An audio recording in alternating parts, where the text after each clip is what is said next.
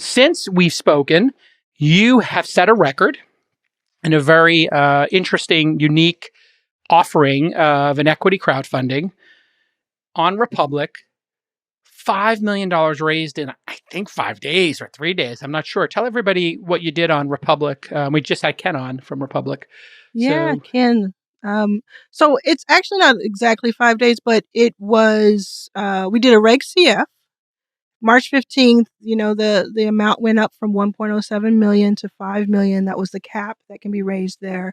And we took advantage of that. And so we did do the fastest on Republic, first million, ironically enough, because that's the name of my podcast. So the first million was the fastest that had been on Republic, which was 8 hours. And then there was a waiting list that had about 1 million on it. And then March 15th, in about 7 days, we raised 3 million. Wow. To be a total of 5. Incredible. And in talking to Ken, it was a unique structure because this wasn't to be an LP in your fund to invest in Black founders or founders of color. How do you like to say it? Is it women? They're not the same necessarily. They can be the same, but they're not. So Black founders can be people of color, but not all people of color are Black. So it's depending on what you mean.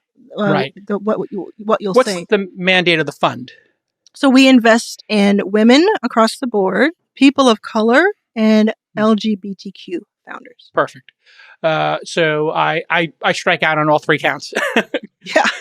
Yeah. But, well, Yeah. Well, we've been overrepresented as white dudes. Yeah. Every once in a while, we have a sandbox for overrepresented, and we rarely use it. So.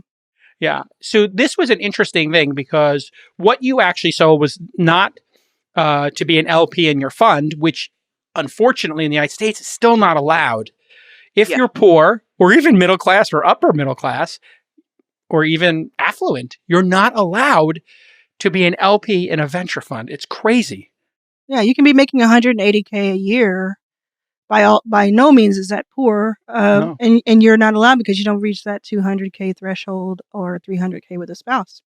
It's bonkers, and hopefully the SEC works on it. But you sold 10% of Backstage, which is, I guess, your holding company. So, or Backstage Capital or Backstage Crowd. So our Reg CF, sure. Our Reg CF was for Backstage Capital, and I do hesitate because we do have kind of a mirror to entities, but it's in exchange for a 10% total carry of 10% total share of our carry and management fee. So carry retroactively for funds that were retroactively built, and management fee moving forward. And of course, the carry is where we hope that the real money comes from. Management fee will be nominal, especially at that amount, but will be it's part of it, and that's a big deal, Yeah, I mean, it would be the equivalent of, I don't know, pick a fund, my fund or whatever, and you're on your second fund, I think, or third fund.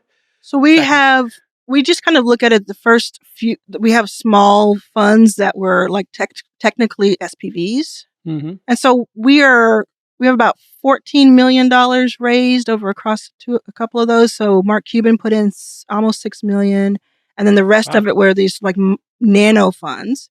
And then moving forward, we are starting kind of over at Opportunity Fund 1 because it gets really confusing for people because they hear Fund 4 and they think, oh, you have a lot under management or you have very seasoned. But it really is like we put together that first real angel fund and now we're going out for the bigger fund.